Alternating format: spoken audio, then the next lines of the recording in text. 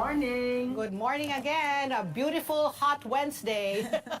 Talaga naman, hot kung hot. Ano ba yan? Yes, hot na mga issues rin. Oo. Okay, ito, Senator Amy. May issue. Ay, ito na. Talagang gusto ko tanungin kung busy ka ba kahapon. Bakit hindi ka yata nakasilip man lang dun sa isinagawang pagdinig ng Senate Committee on Public Order ni Senator Bato del Rosa dahil mainit yung issue na kanilang tinatalakay. Oo nga, totoo. Talagang hindi ako nakapunta. Pilit kong hinahabol yung kanilang hearing. Kaya lang, ang problema, may sariling hearing ako tungkol sa mga OFW natin sa Iraq, kung ano na ang sitwasyon nila, tapos yung ating mga OFW rin, ang mga seaman, ang mga sailors, kasi wala silang proteksyon, at yung malayang lolas na comfort women na hanggang ngayon di pa binibigyan ng tulong. So, busy-busy yan, di na ako nakahabol. Ikalawa, ang problema, wala akong masyadong alam noong 2012 dahil nasa probinsya ako, gobernador ako eh. Kaya baka wala rin akong maitulong. Nakita ko lang, yung post ni Maharlika, pinadala sa akin, at eto nga, na-leak itong PDEA document na sinasabi.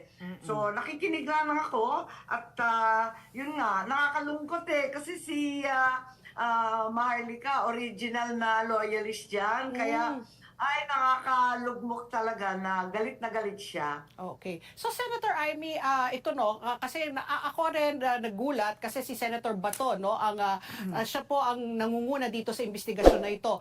Did you have any idea na he was going to call an investigation regarding this? Kasi sangkot rin po yung pangalan po ng inyong kapatid na nakaupo ngayong presidente. Nagbusina po ba siya? Nagbusina po ba siya sa inyo? At ano po yung naging reaction po? Hindi naman nagbusina kasi alam ko naman nakapending na yon. Meron talagang mga resolusyon na imbestigahan yan. Alam ko naman si Senator Bato gagawin niya ng tama. So, andyan. Hindi naman siya nagbusina pero yun nga, alam ko naka-schedule siya at bilang magiting at mahusay na pulis at Chief PNP, alam ko naman maayos ang gagawin. At sang-ayon ako doon kay Senator Cheese na wag nang haluan ng kung ano-anong implikasyon, alegasyon, akusasyon na politikal. Kasi sa hunot dulo nito, iisa lang naman ang ating dapat suriin sa Senado, was the document authentic or not? Yun lang naman yun. Sa pakiwari ni Bato, nagpahiwatig siya, authentic naman daw. So yun lang talaga ang dapat pagsimula ng investigasyon. Pero tulad ng sinabi ko, hindi ako nakapunte. Nakita ko lang yung maanghang na pananalita ni Apo Morales. So actually ito yung ang pinagbulan nito, Patpi, is yung Alitagtag Batangas na siya Bohol na almost like parang 9.6 billion yata mahalaga if I'm not mistaken, di ba? May mga yape-yape Hindi, kaya nga nakakaduda kasi nga nakakatawa, nag-umpisa sa 13 billion, biggest drug haul. Yes, daw. Tapos ang tinatanong ng ating mga mambabatas, bakit naging 9? Di sa napunta yung 4. Basta parang magulo yung reporting.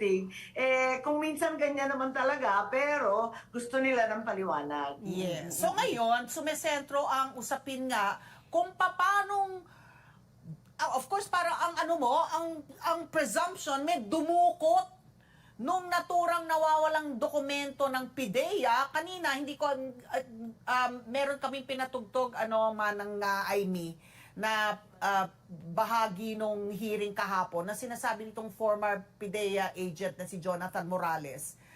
Talagang yung record skipping nila that after having filed the report, nandun lang. Basta nandun daw sa PDEA office because he was, I think, dismissed, no? For some reason, wala na siya sa PDEA.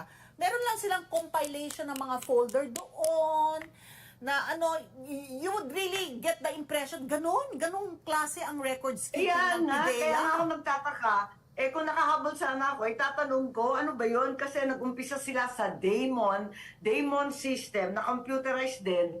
At noong 2014, ipinalit ito doon sa Formis system. So, ibig sabihin, papalit-palit sila ng system kasi diskumpiyado sila. At yun nga, mukhang may ibang nag-leak na rin dati. So gusto ko marinig sana sa PDEA, ano ba sistema ninyo? Ano bang procedure dyan? Inuuwi yung papel ng iba't ibang informant, ng iba't ibang intel agents. Pagkatapos, nakakalat din yung Damon and Pormis na paiba-ibang sistema. Medyo mukhang magulo yung record keeping. Kaya si Senator Bato naniniwala na totoo, authentic daw yung dokumento. Pero kailangan tignan natin ng maigi, baka talagang may mga loopholes. Kasi dapat hindi tayo mauwi sa politika, kundi talagang in aid of legislation na improve naman natin ng konti itong mga leaks na to. Alam naman natin ang drug trade, kabigat-bigat at talagang malakihang pera ang pinag-uusapan. So Senator, ito na ba yung huli na itong hearing na ito? Would you know, are you privy to any information po na ipapatuloy pa ba ni Senator Bato ito? Or ililihis na, kasi nga pati po yung artista po, si Maricel Soriano ay nasangkot rin po dito, no? At aside from your brother, the president nga. So ito na ba, nag-appear na po si Maricel Soriano, she denied, sinabi niya wala siyang kinalaman po dyan sa dokumento yan, ngayon nga lang daw niya yan nakita. So ito na ba yung huli? O ipupursu pa rin po ba ng Senado? Hindi ba waste of time rin po ang ginagawa ng Senado? Ang narinig ko, kasi nga wala ako doon, ang narinig ko, sabi ni Senator Bato, May 30 pa. May So, 30. tuloy-tuloy pa rin dapat. Sabi niya, May 30, tutuloy pa rin daw niya. At may mga iba pa yata siyang pinatawag na testigo na nabanggit ang pangalan. At eto nga, ang pagkaintindi ko, itutuloy pa to sa katapusan. So post facto, so sinasabi nga nila, pinaninindigan nila authentic yung naturang leaked documents. And narito na po tayo sa punto, hindi naman natin po mapagkakaila, na yung mga naturang dokumento na yon ay ginagamit ngayon para lumalim pa, mas lalo pang lumalim yung hidwaan po ng dalawang kampo, hindi po ba? So, and then, hindi din natin mapagkakaila, di ba? Si President Bongbong, ang taas ng trust and approval ratings, but then again, ang laki pa rin, ang lawak pa rin ng suporta ng mga Dutertes, lalo na po si VP Sara. At hindi naman po natin din mapagkakaila. We cannot sweep it under the rug. Na talagang eto na naman na ginagamit na naman ditong issue na to. Of course, ang inaano, si Bato, being chair nung committee na yon, bahagi nung investigasyon ng ICC, vis-a-vis itong ang pinanghahawakan naman nilang leverage na drug use in 2012. What do you make of that, Senator? Well, talagang nalulungkot ako kasi palala ng palala ang hidwaan. Aminin natin, talagang manghang na ang mga salita at hindi na maganda ang mga akusasyon, ano? Talagang pati si Senator Bato, sinasabi nila na damay-damay sa ICC, pati si Senator Bongo, pati si VP Sara. Ano ba ang nangyayari? Hindi ko na maintindihan. Akala ko talagang itatayo natin ang soberanya natin at hindi papayagan yung ICC. Pero kung minsan may mga press release na hindi ko maintindihan mula sa DOJ. Ganon din yung nangyari doon sa confidential funds at yung iba't ibang intel funds ng DepEd, ng OVP, tungkol naman kay VP Sara, tapos may inilulunsad pang impeachment complaint. Kaya ang pagdinig ko talagang mas magiging mainit pa yan sa susunod na mga kongreso at mga sesyon nila.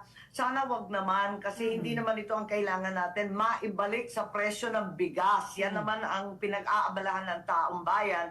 At nung nabuo yung unit team, yun lang naman ang gusto kong mangyari, na wala ng bakbakan, highly polarized ang Pilipino, Yes. red, yellow, technicolor. Nung nag-unit team, akala ko talaga buong tiwala ko na wala na tayong pag-uusapan ng politika, puro pag-unlad, pagpakain ng tao, yung edukasyon, tutok na tayo sa lahat na yan. Imbis na yun ang nangyari, mas lalo pang gumulo, may West Philippine Sea pa, Yun. may impeachment, may ICC, Bakit may tapos impeachment? lumobo pa yung bigas sa Kaya nga itong 60. destabilization. Hindi ko tanggap ang mga pangyayari Oo. talaga. So, Senator Amy, no, ano rin, a couple of months ago, we had you also also. And you were talaga in the side of Sara Duterte, no? Nasabi mo nga talaga na dapat talaga, hindi natin hindi yung si Sara, no, si VP Sara, kasi talaga naman kumbaga she was very instrumental in making your brother also the president.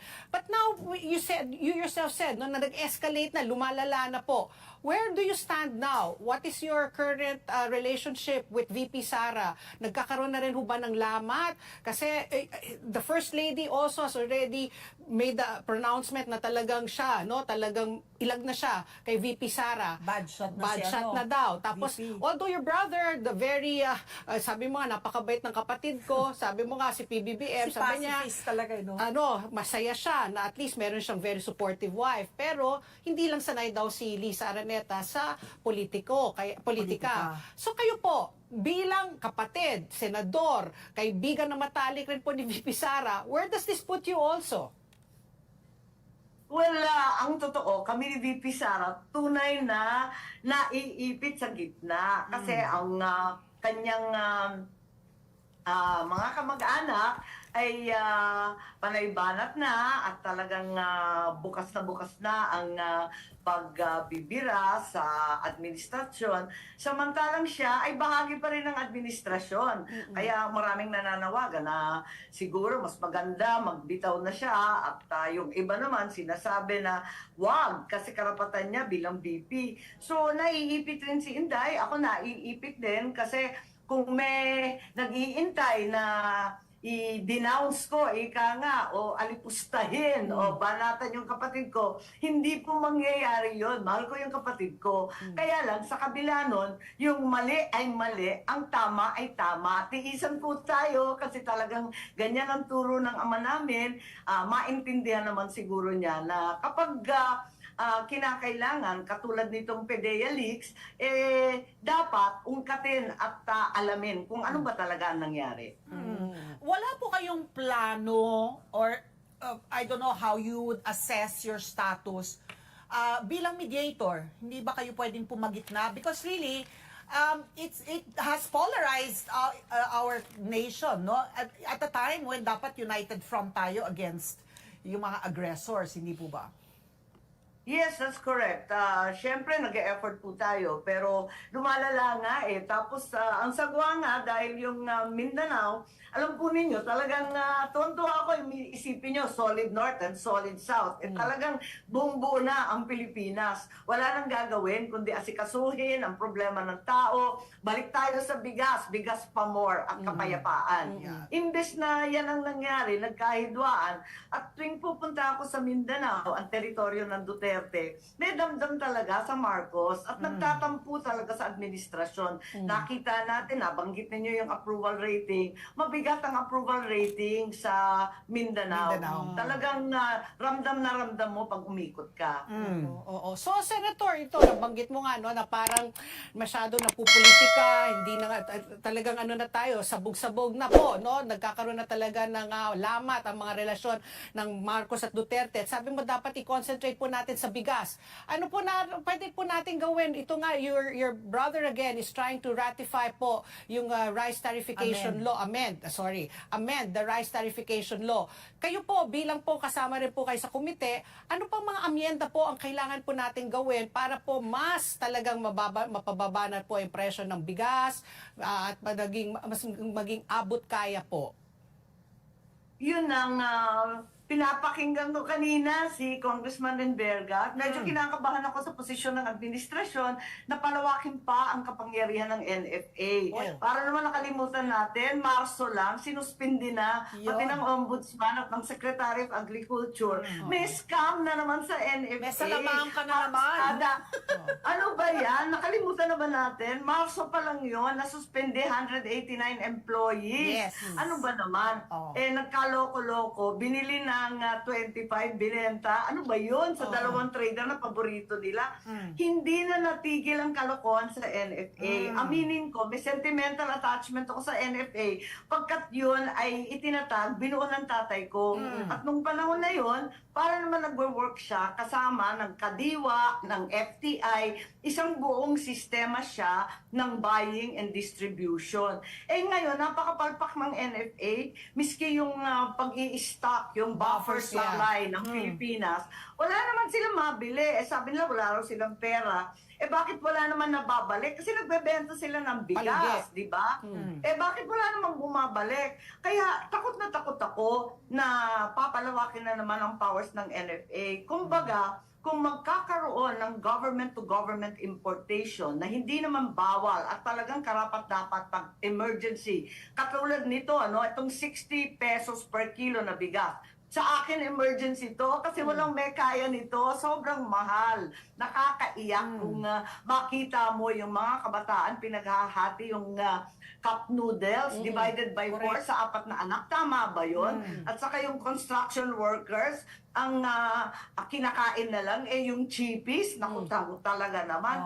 Hindi naman po pwede. Talagang nakakaiyak na to. So, para sa akin, unang-una, magtatag kung kinakailangan ng Presidential Commission on Rice Sufficiency. Magbago. Tapos andun lahat.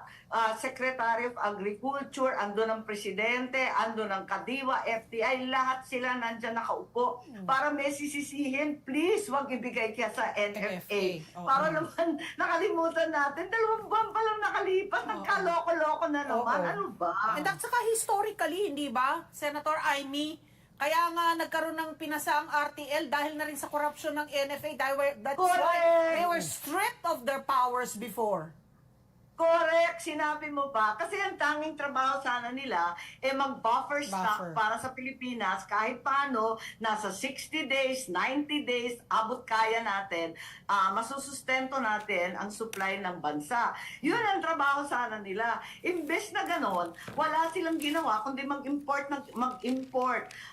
Imbes na bumili sa lokal, nag-import sila kasi ang kickback, bongga. Talaga, insurance, shipping, kickback, 2 pesos kada sako, go! Ayan. So wait, enjoy na enjoy sila mag-import. Senator Amy, if the lower house is going to pass the amendments to the rice tarification law, tapos giving back the powers of the NFA, para lang, actually maganda sa pagdinig para maibalik natin ang NFA rice sa pamilihan, para yung mga mahihirap, may mabibiling murang bigas. Sounds good, di ba? Para may bigas din sa Kadiwa.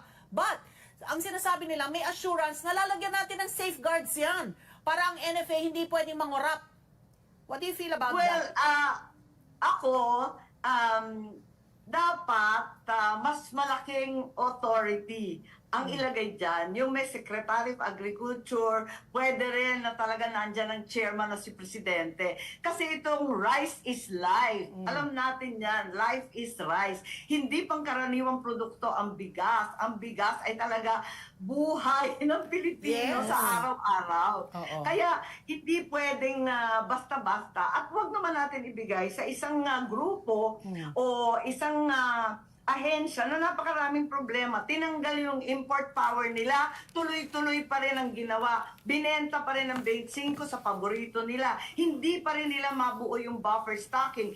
Namili sila sa ating mga farmers sa maling presyo. Walang nabili sa 19 pesos. Paano yung merkado? 24 na. Correct. Nagtaas sila ng 30 pesos. Tapos na yung ani. Nabenta na namin lahat ng bigas mula sa Ilocos hanggang sa Nueva Ecija, hanggang sa Iloilo, hanggang sa South Coast.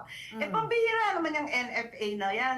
Hindi na tumama, parang nakailang appointment na dyan. Ibig sabihin, may problema talaga.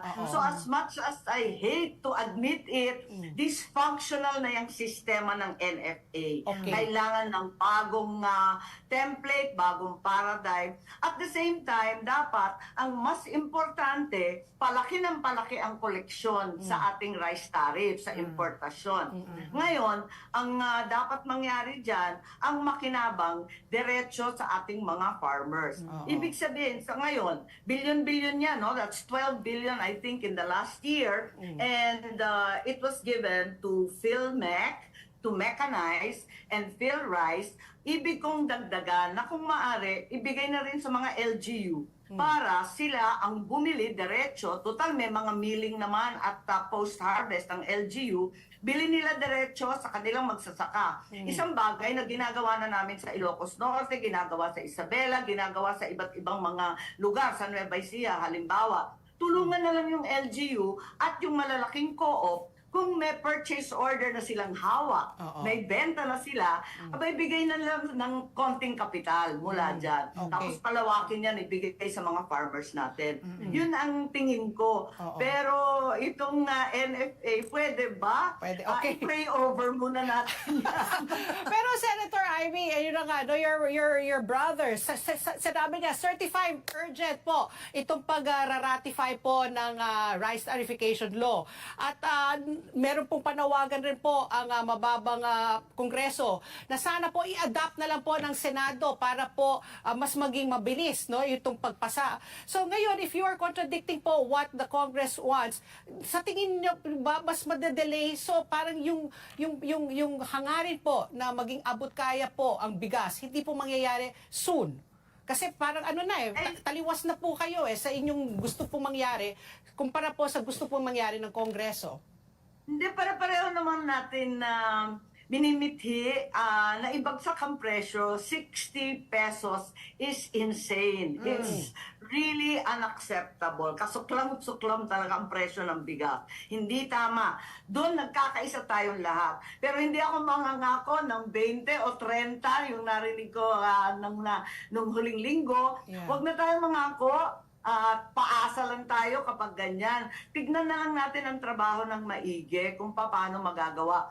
Dati, madalas naman tayo nag-government to government importation. Ginawa na yan ilang beses. Ano ba naman na gawin ulit ang government to government? Kaya lang, gusto ko higher level naman ang mamahala. Huwag naman yung mga NFA na kurakot naman ang aabutin. Baka imbes na 60 pesos, sumabot na tayo ng 100 kada kilo. Okay. Okay, Senator Amy, kasi ang Rice Competitive Enhancement Fund is due to expire next year, 2025. That's correct. Gusto natin na i-extend yan. Tulad ng sinabi ko, i-extend natin hanggang 2031, di pagkakaila, na COVID tayo. Pagkatapos, eto nga, yung shortages at saka yung lumobo ang presyo ng gasolina, ng crudo na ginagamit ng magsasaka. Pagkatapos niyan, yung abono, talaga yung urea na yan, pataas ng pataas. Tapos, nakita ko rin kanina sa NIA, sina Eddie Guillen, nangangapa pa yan dahil talaga namang pinabayaan ng irigasyon. So, ang dami natin problema. I-extend natin until 2031, number one. Ikalawa, palawakin natin at diretsahin natin ang pakinabang nung nakokolektang buwis at ibagsak sa mga magsasaka, kooperatiba at LGU na talagang may benta na. So ano, 10 billion pa rin? Isa pa 10 billion? siguro. Hindi, sabi ko 12 Alam mo, billion.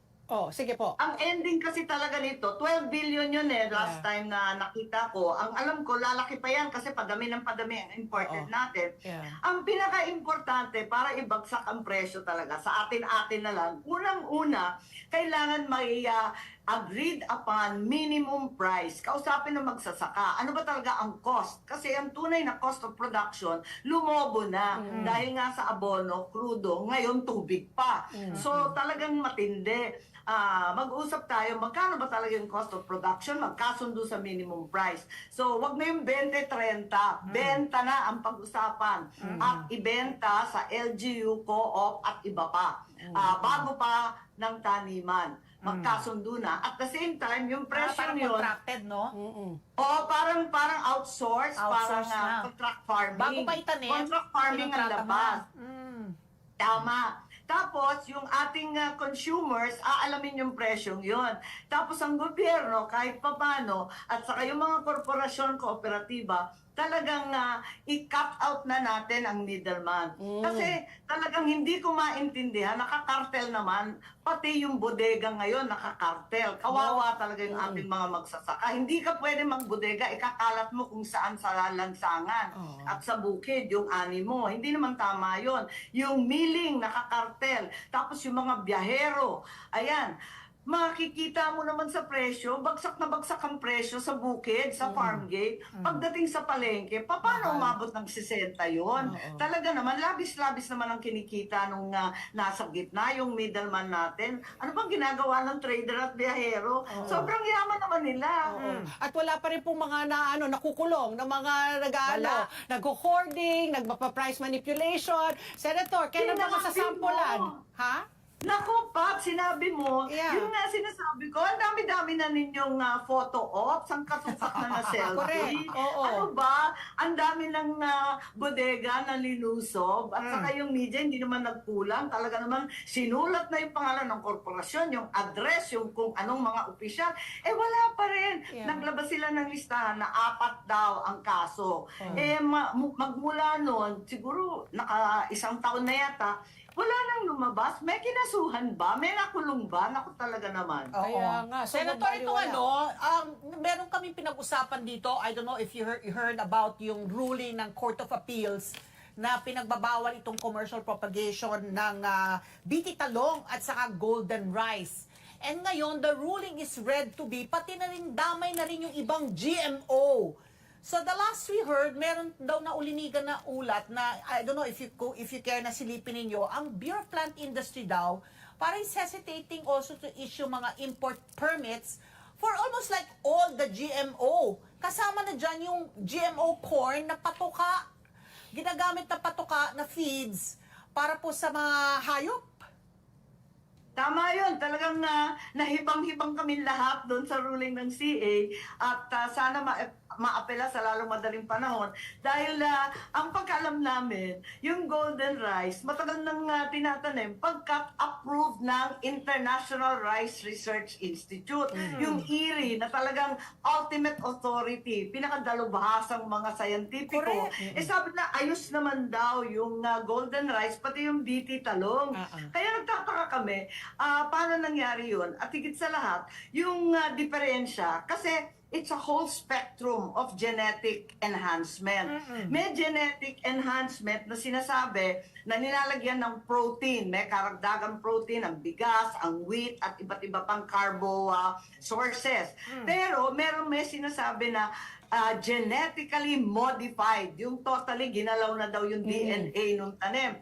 Eh yun ang pinagbabawal, ang pagkaintindi ko. Pero yung enhanced, gusto natin yun kasi talagang magandang nutrition sa anak natin. Vitamin A. Yung golden rice, yun ang intindi natin. Mas matibay, mas masustansya. Vitamin eh, A ngayon, nga. kaya nga nagulat kami, yung alam ko na una talaga na genetically modified, talaga sa mais. Sa mais matindi yan, di ba nagkakaso-kaso yan tungkol sa Monsanto sa Amerika. Kaya medyo lito kami lahat. Hindi mo malaman kung ano itatanim dahil napakaraming hybrid na talagang enhanced. Bakit hindi enhanced? Mas maganda naman talaga kung mas maraming ani at mas masustansya. Anong problema doon? Pesticide, di ba? Inapprove ng IRI. Resistance. Oo. So ano ngayon, kayo po ba, ipapatawag nyo ba ang Greenpeace po? Kasi sila po ang nagsampa ng kaso para po talagang pwede bang i-withdraw kaya yan ang CA? Or can you legislate, di ba? Although I heard nga, sabi po ng nila na ang Solicitor General's Office po ay gagawa po ng apela para po ma-reverse yata yung naging desisyon. Well, I think marami pang apela at yun nga, may naghain na ng kaso. Kaya siguro hindi muna mag-investigate. Tignan natin kung anong kilos ni Senator Villar, Cynthia Villar, siya ang head ng agriculture. Pero ako bilang chairman ng co-op, nagpapanik po. Kasi ang dami-dami talaga nagtatanim niyan noong pa. Matagal-tagal na yan. Tagal na, At higit sa lahat, damay-damay na dyan lahat ng genetically enhanced. Higit lalo yung mais na tulad nga ng sinabi ni Ali, wala nang kakainin yung mga baboy at iba pa. I would just like to, ito na, final na, last point, ibabalik ko lamang dun sa PIDEA leaks na napagtanto ko lamang ngayon lang. Higan lang kita ng reaction kasi 2012 was the administration of Pinoy. So Aquino yan. So bakit mo isusuppress kung merong PIDEA document that na sinasangkot na illegal drug user ang isang Marcos during the time of Aquino? What do you make of that? Well, may binabanggit na mga pangalan na lumakad according to Mr. Morales. Pero yung narinig ko lang na nalalaman ko, may lumakad daw sa administrasyon. Hindi ko nga alam at kung paano na damay si Presidente Duterte, nandun naman siya sa Davao habang nandun naman ako sa Ilocos. Sa probinsya kami pareho, pakilam namin dyan. Oo. So Okay. anyway, so Senator Amy, it's always a pleasure to have you on the show kasi parang yung dugo namin nabubuhay sa mga issue na tinatalakay ninyo. Talaga. Ako may last question. May last question, Senator Amy. Peace na ba kayo ng pinsan mo? Ano, Peace na ba kayo ng pinsan mo, si Speaker? Si Speaker, hindi ko naman inaaway. Siya nagsabi na wala kaming pakialam. Siyempre, uminit na ulo ko. Paano naman wala kaming pakialam? Bira. Pero, ayun, hindi siya masyadong happy pag nakita ako. Ako binabati ko kahit paano. Magugulat ka ba kami? Ako naman yung ate ng bayan. Oo nga. Ay, hindi! Meron pa ako pahabol. PS, forgot something. Bakit sabi po ni First Lady Lisa? Kasi hinahanap daw kayo ng nanay nyo dun sa mga Sunday lunch. O Sunday dinner ba yan? Lunch, So yeah. sabi ni First Lady, sister, outlaw lang naman ako. Ano naman yung kapangyarihan ko na pagbawalan na dumalo Oh. sa mga Sunday get-together si Senator Ay, Amy. totoo. Oh. Totoo, hindi ako pumupunta kasi umiiwas ako. Feeling ko hindi ako masyadong welcome na aalangan ako. Kaya mabuti nang umiwas. Iwas. Oo. Iwas pusoy ka na. Again. Oo. Senator, thank you so much. Kasi Thank you very much. pag kami ang nagtatanong, talagang sumasagot ka, no? Thank you so much. Thank you very much, Oo Senator nga. Amy. Oo, hindi ko talaga matiis eh. Daldalan lang. Marites lang, ever. Oo. Love, Thank peace, you. unity, and brotherhood, and sisterhood. Bye! Thank you po!